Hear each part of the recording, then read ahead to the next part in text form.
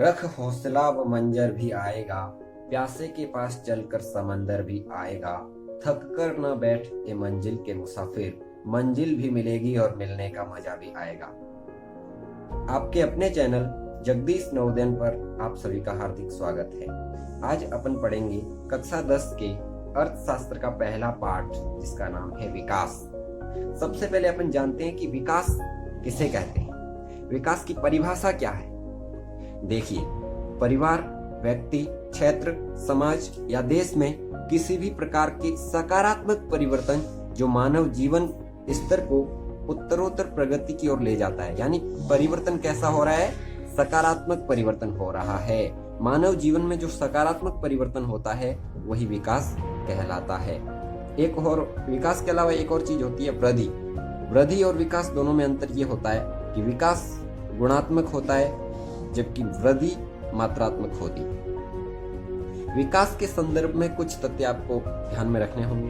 प्रश्न आ जाता है कई बार, लोगों के विकास के लक्ष्य भिन्न भिन्न हो सकते हैं। इस शब्द की व्याख्या करने के लिए भी प्रश्न आ जाता है कि लोगों के विकास के लक्ष्य भिन्न भिन्न किस प्रकार होते हैं और क्यों होते हैं। तो सभी लोगों के विकास के अलग अलग लक्ष्य होते हैं, शब्द का अर्थ ये है। इसका कारण क्या है कि भिन्न जीवन स्तर, लोगों का सबका जीवन स्तर भिन्न होता है और जीवन की परिस्थितियां भिन्न भिन्न होती है। कोई अमीर होता है, कोई गरीब होता है। उदाहरण के लिए अपन देखें, एक अमीर व्यक्ति के लिए विकास के क्या क्या लक्ष्य हो सकते हैं। जैसे आप सोचो, एक मध्यम वर्गीय व्यक्ति है जो अच्छे से नौकरी करता है, जिसके पास अच्छा खासा पैसा है, उसके लिए विकास क्या होगा कि उसके बच्चे अच्छी स्कूलों में पढ़े, उसके पास गाड़ी हो, बंगला हो, सब कुछ हो। और दूसरी तरफ अगर गरीब व्यक्ति का उदाहरण देखें, भारत में ऐसे भी कई सारे लोग हैं जिनको 2 वक्त का खाना नहीं मिलता, 2 वक्त की रोटी नहीं मिलती। उनके लिए विकास का लक्ष्य यही होगा कि उनको टाइम पर खाना मिल जाए, उनको पहनने के लिए अच्छे कपड़े मिल जाए। इस तरह से इस उदाहरण के द्वारा अपन ये समझ सकते हैं कि सभी लोगों के विकास के लक्ष्य अलग अलग होते हैं। अगला तथ्य है, एक व्यक्ति के लिए जो विकास होता है वह दूसरे व्यक्ति के लिए विकास ना हो, ये जरूरी नहीं है। यहाँ तक कि वह दूसरे व्यक्ति के लिए विनाश हो सकता है। पहला तथ्य तो अपन ने जान लिया कि एक व्यक्ति के लिए जो विकास है वो जरूरी नहीं है कि दूसरे के लिए विकास हो। यानी अमीर व्यक्ति के लिए गाड़ी का जो विकास का लक्ष्य है, वो गरीब व्यक्ति गाड़ी के लिए सोच भी नहीं सकता। जिसको समय पर खाना भी नहीं मिल पाता, वो गाड़ी के लिए नहीं सोचेगा, उसके लिए वो विकास हो ऐसा जरूरी नहीं है। और कई बार ये होता है कि वो उसके लिए विनाश भी हो सकता है। कैसे? जैसे अमीर व्यक्ति गाड़ी चलाता है और गाड़ी से निकलने वाला धुआं जो सड़क पर, फुटपाथ पर रहने वाले लोग हैं, उनके लिए हानिकारक होता है। यानी कि अमीर लोगों का जो विकास है वो उस गरीब के लिए धुएं के रूप में नेगेटिव प्रभाव छोड़ता है, तो उसके लिए वो विनाशकारी हो गया। समझ गए बात? Very good. अगला तथ्य अपन विकास के बारे में जानते हैं कि विकास के लिए लोग मिले जुले लक्ष्यों को देखते हैं। यानी किसी एक तथ्य को विकास नहीं मानते हैं, लोग मिले जुले लक्ष्यों को रखते हैं। विकास के ऊपर जो प्रश्न आता है तो आपको ये तथ्य ऐड करने हैं कि विकास के लक्ष्य भिन्न भिन्न होते हैं और जरूरी नहीं है कि एक के लिए जो विकास है वो दूसरे के लिए विकास ही हो, उसके लिए विनाश भी हो सकता है।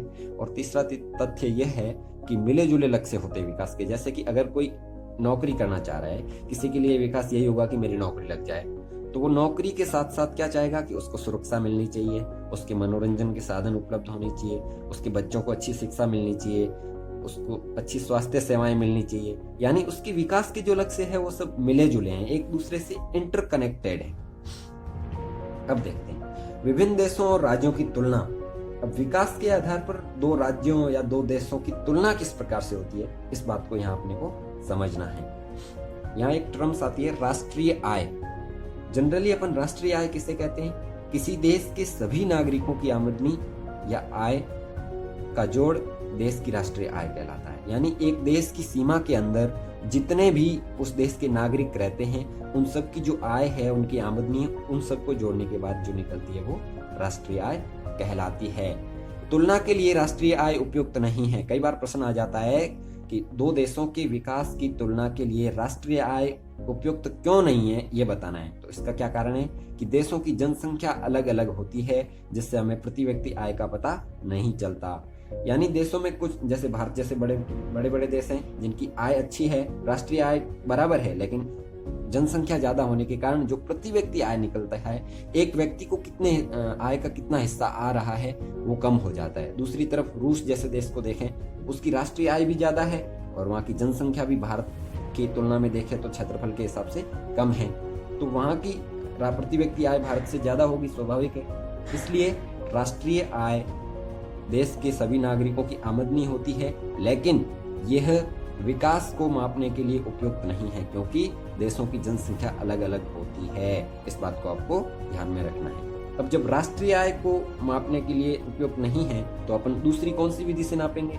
दूसरी चीज आती है प्रति व्यक्ति आय। दूसरी टर्म्स क्या है? प्रति व्यक्ति आय। तो देखो ये क्या है, किसी देश में रहने वाले व्यक्तियों की औसत आय, यानी उस देश के रहने वाले लोगों की औसत आय कितनी है, इस देश की कुल आय में देश की जनसंख्या का भाग देकर निकाला जाता है। यानी देश की जो कुल राष्ट्रीय आय है उसके अंदर देश के सभी लोगों की जो जनसंख्या है उसका भाग देने पर प्रति व्यक्ति आय निकल जाएगी।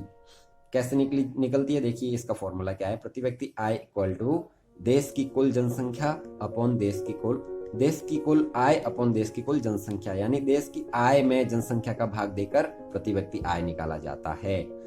प्रति व्यक्ति आय के अनुसार विश्व बैंक ने विश्व के देशों को 3 श्रेणियों में बांटा है। किसके आधार पर?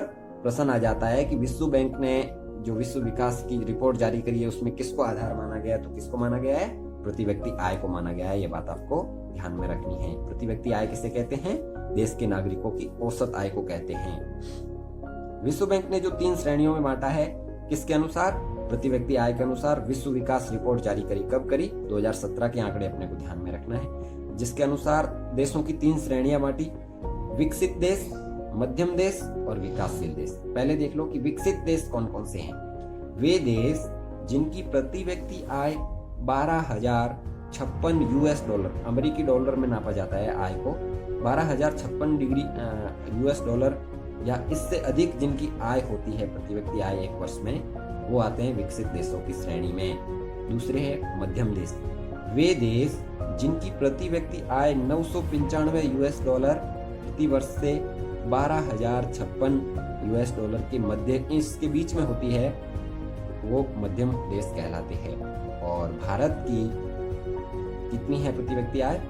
1820 यूएस डॉलर। भारत की 1820 है, तो भारत 995 से लेकर 12,056 के बीच में आ गया, इसलिए यह मध्यम देशों की श्रेणी में आ जाता है। तीसरी श्रेणी है विकसित देश।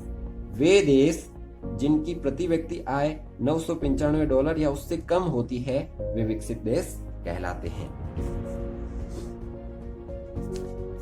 अब देखो, औसत आय तुलना के लिए उपयोगी है, फिर भी असमानताएं। पहले अपन ने देखा राष्ट्रीय आय, वो उपयुक्त नहीं है क्योंकि देशों में जनसंख्या अलग अलग है, इसलिए प्रति व्यक्ति आय का पता नहीं चलता। दूसरा प्रति व्यक्ति आय, ये भी तुलना के लिए उपयोगी तो है, लेकिन फिर भी असमानताएं छुप जाती है। क्या होता है? असमानताएं छुप जाती है।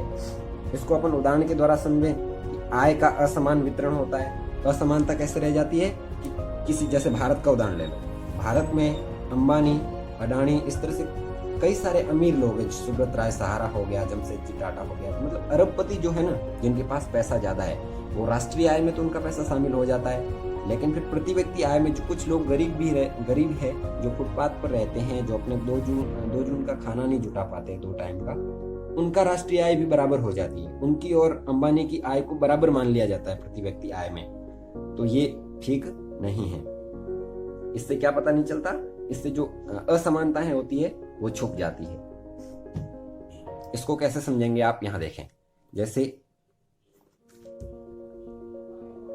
ये एक देश है जिसमें चार कुर्सियां हैं और वहां के नागरिक कितने हैं? 5 लोग 4 कुर्सियों पर आराम से बैठ रहे हैं, ठीक ठाक स्थिति में बैठ रहे हैं, यानी देश के संसाधनों का समान वितरण हो रहा है। प्रति व्यक्ति आय भी लगभग बराबर ही है, 4 लोग आराम से बैठ पा रहे हैं। और दूसरी तरफ कुर्सियां कितनी हैं? 6 कुर्सियां हैं, लेकिन लोग इधर भी 5 ही है। यहाँ असमानता किस प्रकार है कि जो अमीर व्यक्ति है वो आराम से 4 कुर्सियों पर लेटा है, और जो बेचारे गरीब 4 लोग हैं उनको 4 लोगों को बैठने के लिए 2 ही कुर्सियां मिल पा रही है। तो ये जो असमानता का है ना, ये प्रति व्यक्ति आय में छुप जाता है। कहीं ना कहीं ये भी ठीक नहीं है। किसके लिए?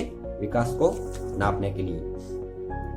अब देखो, जब औसत आय भी ठीक नहीं है, प्रति व्यक्ति आय भी ठीक नहीं है, तो विकास को मापने के अन्य मापदंड कौन से हैं वो देखते हैं। आय के अलावा लोगों के विकास के कौन कौन से लक्ष्य है ये देखें। लोग ये तो चाहते ही हैं कि उनको अधिक से अधिक आय मिले, अधिक से अधिक पैसा मिले। इसके अलावा कौन कौन सी चीजें लोगों के विकास के लक्ष्यों में रहती हैं? स्वास्थ्य सेवाएं, यानी लोगों को अच्छी स्वास्थ्य सेवाएं भी चाहिए। सुरक्षा, सामाजिक सुरक्षा की भी अपेक्षा करते हैं लोग। दूसरों से आदर, ये चाहते हैं कि सभी लोग उनका आदर करें। समानता का व्यवहार पाना, सभी लोगों का ये भी लक्ष्य होता है कि उनको समानता मिले। आजादी, स्वतंत्रता के बिना कोई भी व्यक्ति कहीं भी काम करना नहीं चाहेगा। शिक्षा के अवसर, लोग ये भी इच्छाएं रखते हैं कि उनके बच्चों को अच्छी से अच्छी शिक्षा मिलनी चाहिए। कई बार ये भी प्रश्न पूछ लिया जाता है कि हरियाणा की प्रति व्यक्ति आय केरल से ज्यादा है, फिर भी केरल साक्षरता दर, निवल उपस्थिति दर, स्वास्थ्य सेवाओं में हरियाणा से आगे है, ऐसा क्यों है? अब पहले अपन ने देखा था कि प्रति व्यक्ति आय के आधार पर विकास को नापा जाता है। अब यहाँ देखो कि हरियाणा की प्रति व्यक्ति आय तो ज्यादा है, वहां लोगों के पास पैसा तो ज्यादा है, लेकिन केरल में साक्षरता दर हरियाणा से ज्यादा है, निवल उपस्थिति दर ज्यादा है और स्वास्थ्य सेवाएं भी ज्यादा है। यानी केवल केरल जो राज्य है वो हरियाणा से ज्यादा विकसित है, वहाँ विकास ज्यादा हो रहा है। वहाँ के लोगों की प्रति व्यक्ति आय हरियाणा से कम है, फिर भी विकास हरियाणा से ज्यादा है। इसका अर्थ ये है कि ये आवश्यक नहीं है कि जेब में रखा हुआ रुपया वे सब वस्तुएं एवं सेवाएं खरीद सकें जिनकी आपको एक बेहतर जीवन के लिए आवश्यकता होती है। यानी पैसा ही सब कुछ नहीं है। प्रति व्यक्ति आय या राष्ट्रीय आय में जो लोगों का, देश का जो पैसा होता है वो दिखाया जाता है। केवल पैसे के आधार पर अपन विकास को नहीं नाप सकते। इसका अर्थ ये है कि पैसे के साथ साथ वहाँ की साक्षरता दर, निवल उपस्थिति दर, स्वास्थ्य सेवाएं, लोगों का जीवन स्तर भी जरूरी होता है। और ये सभी चीजें केरल में अच्छी है, इसलिए केरल हरियाणा से कहीं ज्यादा विकसित है। तो इस प्रश्न की व्याख्या आप इस तरह से करोगे कि जेब में रखे हुए पैसे से वे सभी चीजें नहीं खरीद सकते जो हमारे जीवन को बेहतर बना सकती है। अब यहाँ जो टर्म्स आई है उनको भी अपन एक एक करके अच्छे से जान लेते हैं कि साक्षरता दर आखिर कहते किसे हैं। साक्षरता दर की परिभाषा है कि 7 वर्ष से अधिक की आयु के प्रत्येक महिला पुरुष की जनसंख्या में उन लोगों का अनुपात जो संविधान में प्रदत्त 23 भाषाओं में से किसी एक भाषा में लिखना पढ़ना जानता हो और सामान्य गणितीय विवेचना जानता हो। यानी कुल जो 7 वर्ष से अधिक लोगों की कुल संख्या है उनमें से उन लोगों का अनुपात कितना है जो पढ़ना लिखना जानते हो, वो साक्षरता दर कहलाती है।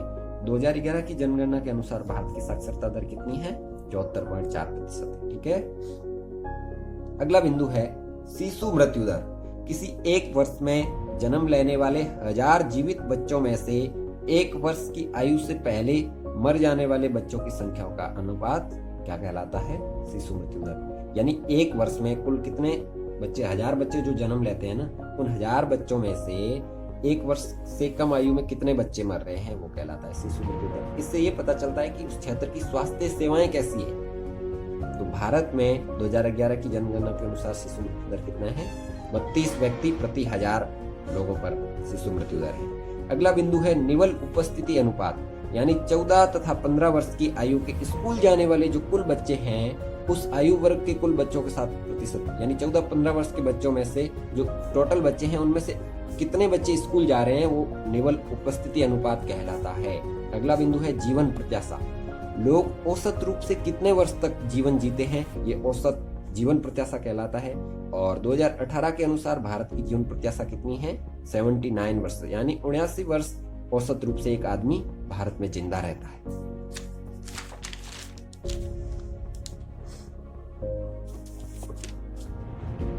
ये बहुत महत्वपूर्ण चीज है और पूछी जाती है यहाँ भी और आगे कंपटीशन एग्जाम में भी। मानव विकास सूचकांक रिपोर्ट HDI यानी ह्यूमन डेवलपमेंट इंडेक्स, मानव विकास सूचकांक रिपोर्ट क्या है आपको अच्छे से समझना है और हमेशा याद रखना है। किसी देश के लोगों का जीवन स्तर, विकास, आय, शिक्षा, स्वास्थ्य की स्थिति को जानने हेतु हर वर्ष रिपोर्ट जारी की जाती है, HDI रिपोर्ट। HDI की शुरुआत पाकिस्तान के अर्थशास्त्री महबूब उल हक ने करी। किसने करी?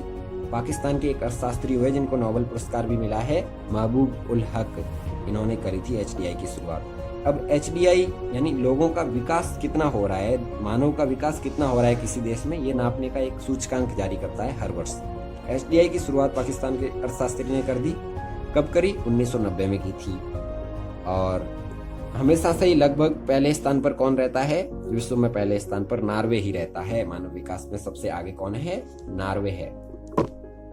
1991 में पहली बार ये रिपोर्ट प्रकाशित की गई। 1990 में इसकी शुरुआत हुई थी और 1991 में पहली बार प्रकाशित की गई।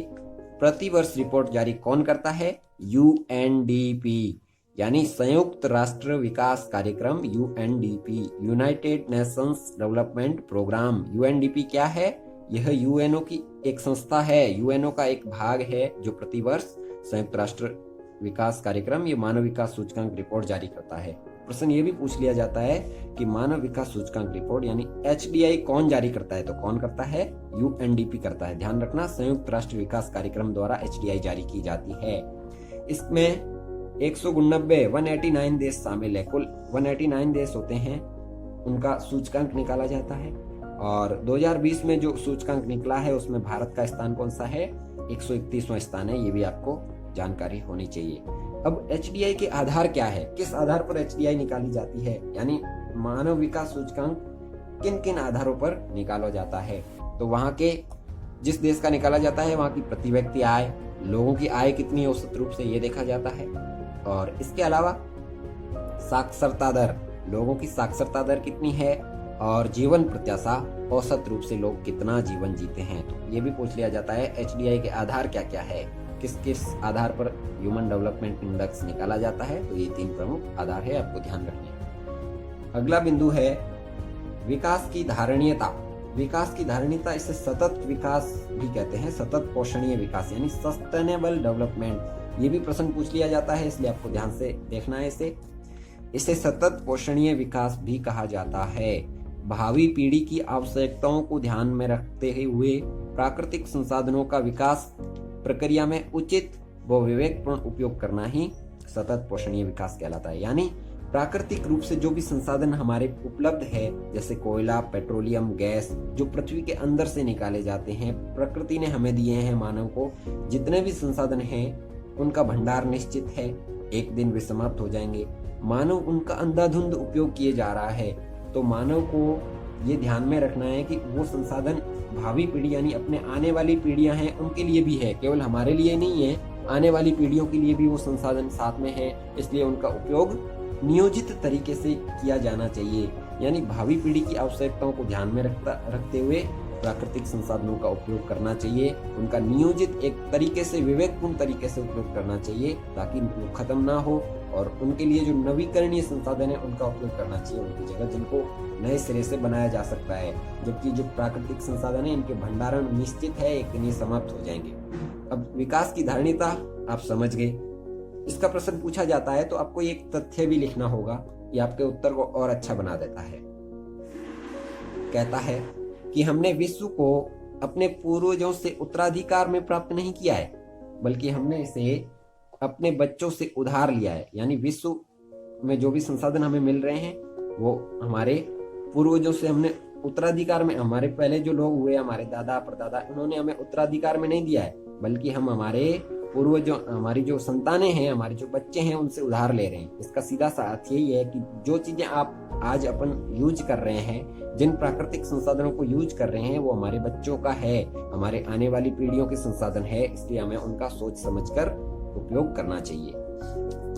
कई बार प्रश्न पूछ लिया जाता है कि भारत को एक विकसित देश बनाने के उपाय बताइए। भारत को विकसित देश बनाने के उपाय कौन कौन से हैं, ये भी देख लो आप। शिक्षा की गुणवत्ता में सुधार किया जाना चाहिए। भारत में शिक्षा की गुणवत्ता में सुधार होना चाहिए। स्वास्थ्य सेवाओं में वृद्धि होनी चाहिए। लोग जब स्वस्थ होंगे, अच्छा स्वास्थ्य होगा, जब तो कुछ काम कर पाएंगे, विकास में योगदान अपना दे पाएंगे। अगला बिंदु है रोजगार के अवसरों में वृद्धि। लोगों को अधिक से अधिक रोजगार दिया जाना चाहिए। भारत के नागरिकों को मानव संसाधन के रूप में विकसित किया जाना चाहिए। यानी लोगों को अच्छी से अच्छी शिक्षा, स्वास्थ्य की सेवाओं के साथ में एक संसाधन के रूप में उपयोग किया जाना चाहिए ताकि वो देश की विकास की भूमिका में अपना महत्वपूर्ण योगदान दे सके। अगला बिंदु, प्राकृतिक संसाधनों यथा कोयला, पेट्रोलियम का विवेकपूर्ण उपयोग। जो भी जितने भी प्राकृतिक संसाधन हैं उनका विवेकपूर्ण उपयोग होना चाहिए, कम से कम उपयोग होना चाहिए जिनका भंडार निश्चित है, बल्कि उनकी बजाय जो नवीकरणीय संसाधन है, जिनको नए सिरे से बनाया जा सकता है, उनका उपयोग होना चाहिए। ऊर्जा के नवीकरणीय स्रोतों का अधिकतम उपयोग होना चाहिए। यानी जिन संसाधनों को नए सिरे से बनाया जा सकता है उन्हें नवीकरणीय संसाधन कहते हैं, उनका अधिक से अधिक उपयोग किया जाना चाहिए।